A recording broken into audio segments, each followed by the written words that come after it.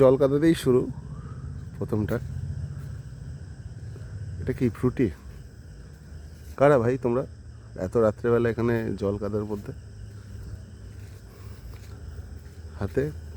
আচ্ছা, ভোটের সময় তো তো ভোটের আগে ফার্স্ট ভিডিও, অদ্ভুত কারণে সেই জন্য দেখছি। চলো দেখা যাক, বড় দীর্ঘশ্বাস, পরে কী হবে দেখা যাবে।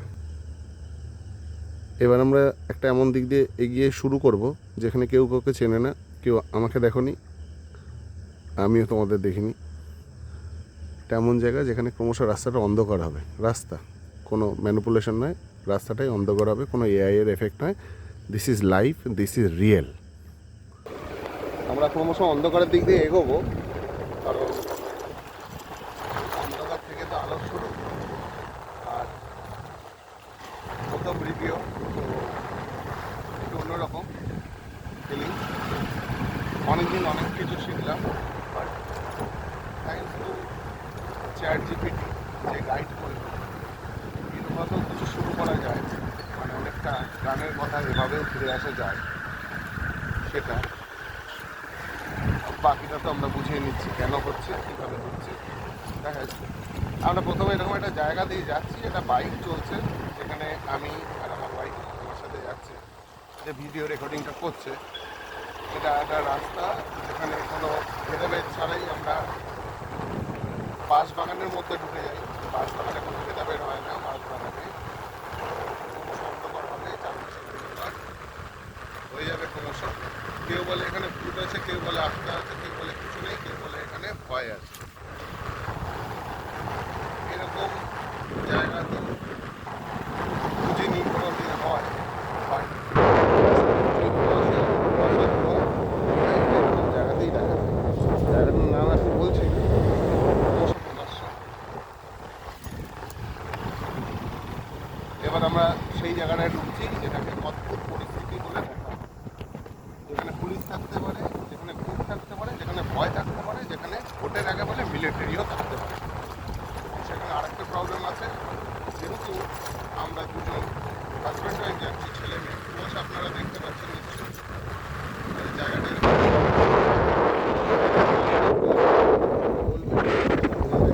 একটা দোকান আছে। আর সামনেটা দেখাতে, যে সামনেটা কীরকম অন্ধকার হয়ে যাচ্ছে দিকে, সামনের দিকটা please go to forward. Yes, ক্রমশ অন্ধকার হয়ে যাবে, দেখতে পাচ্ছেন। আজকের লাইভ ভিডিও, মানে আজকে এটা পোস্ট হবে, যে আমাকে গাইড করছে সে হচ্ছে আমার চ্যাট T20 IPL-এ, যেখানে আমাদের ইন্ডিয়া জিতল, সেখান থেকে শিখেছি যে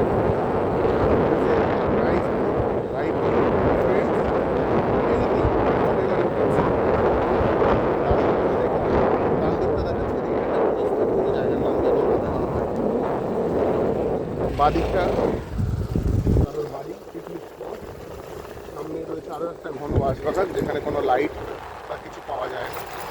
শীতকালে এখানে আসলে লাইট ও শীতের মধ্যে অন্ধকারে হাওয়া হয়ে যায়, মানুষ একটু ভীত হয়েই থাকে, ছমছম ভাব।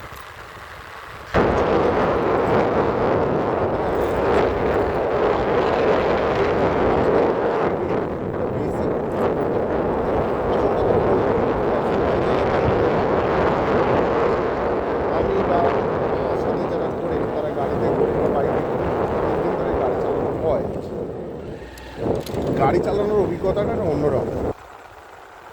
কথা বলা একরকম, গাড়ি চালাতে চালাতে কথা বলা একরকম। সেটার জন্য একটা এক্সপিরিয়েন্স লাগে, একটা সামঞ্জস্য লাগে, গাড়ির সাথে যেন মিলাবার থাকে। মানে আপনি ফোন ধরেছেন, রেকর্ডিং স্টার্ট করেননি, ভিডিও হচ্ছে, হবে হবে না। তো গাড়ি চলছে, আপনি গাড়িকে ফিল করছেন না, গাড়িকে আপনার মতো চলবে চলবে না। তো গাড়িকে ফিল করে নিয়ে করবার জন্য একটা সাহস লাগে, একটা ধৈর্য লাগে, একটা শিক্ষা লাগে। কোনোটাই নেই আমার। আমার যদি এইটুকুনি থাকে, সেটা হচ্ছে গাড়ির প্রতি ভালোবাসা। কেন?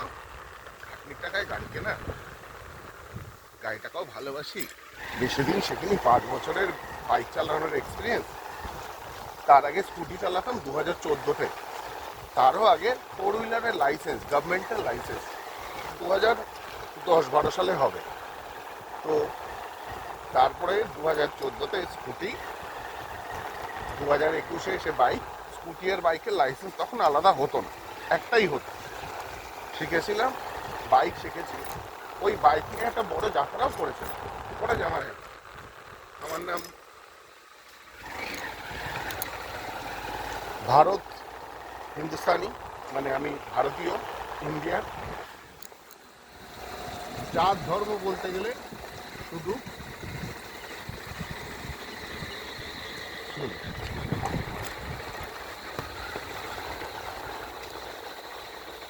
জাত ধর্ম বলতে গেলে শুধু হিন্দু, ভারতবাসী, আর কোনো বৈশিষ্ট্য নেই। গাড়িটা নিয়ে স্টার্ট করার আগে একটাই জিনিস বলি, গাড়ি বা সম্পর্ক অনেকটা একই রকম। গাড়ির সাথে সম্পর্ক ভালো হলে তবে সম্পর্ক ভালো তখনই হয় যখন আপনি গাড়িটা ভালো চালাবেন, বাড়ির লোকজনকে সুস্থভাবে নিয়ে যাবেন। যদিও কথাটা মিললো না, পরে মেলাবো। আপাতত যাচ্ছি একটা পেট্রোল পাম্পের দিকে, রাস্তাঘাট আজ থেকে দেখি। এটার জন্য এই ব্লগটা শুরু করা বা শেখানোর মানে শেখার চেষ্টা করা, সেটার আগে একটু দেখাই আপনাদেরকে 1 সেকেন্ডের জন্য। দ্য বেসিক যেটা দিয়ে শুরু, না একে দিয়ে না, এ তো রেস্ট নিচ্ছে এখন, ওর কাজ করে নিয়েছে। এরা সেই মানুষ, মানে সেই প্রাণী যারা সারাদিন শুধু খাদ্যের জন্য লড়ে, অন্য কোনো কিছুর জন্য নয়, শুধু খাওয়া আর থাকা। আমরা অনেক কিছুর জন্য লড়ি। বাই দ্য ওয়ে, একটা শুরুতে ভালো জিনিস আপনাদেরকে দেখানোর চেষ্টা করি। আমি বোধহয় যেটা শিখলাম আপনাদেরকে একটু বলি, হয়তো সবার উপকার হবে। কারণ আমরা যদি সবাই একসাথে একই লাইনে চলি তাহলে আলাদা কিছু হবে না। কি হবে না? যারা গাড়ি ড্রাইভার দেখতে পাবেন। এক্ষুনি আপনাদেরকে একটু দৌড়ে গিয়ে একটা জিনিস দেখাই লাইভ, হ্যাঁ 1 মিনিট। যখন যে কোনো হাইওয়েতে যখন চলবেন দেখবেন এই ধরনের একটা দাগ থাকে, দেখবেন একটু উঁচু হয়, গাড়িতে আসার আগে বিভিন্ন জায়গায় এই ব্রিজগুলোর আগে থাকে। এটা দেখে মানে আপনাকে বুঝতে হবে, আমি আপনাকে কয়েকটা চিহ্ন বোঝাচ্ছি, বিশ্বাস করুন এটা হেভি কাজে লাগবে।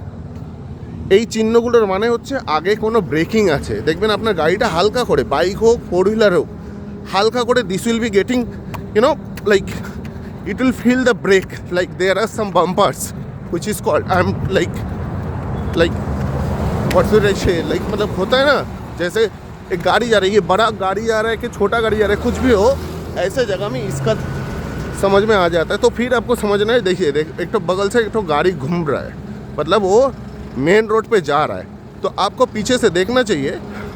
ऐसा आगे से अगर कोई ऐसा दाग मिल रहा है आपको, मतलब आगे से कोई कट आउट या टर्न है जहाँ से कोई भी गाड़ी आ सकता है, तो कृपया अपना गाड़ी को वहाँ पे हल्का करिए। ये उन्हीं लोगों के लिए मैसेज है जो गाड़ी चलाते हैं, गाड़ी को प्यार से चलाते हैं। बस इतना ध्यान रखिए, बाकी और कुछ दिखा रहा है आप लोगों को। 1 सेकेंड ছোট্ট করে ভিডিও করে স্টপ।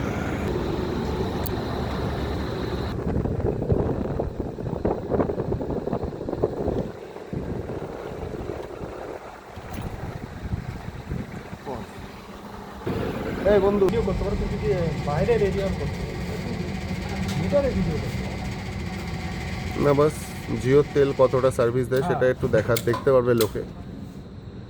জিওর তেল অ্যাকচুয়ালি কতটা পাওয়ারফুল।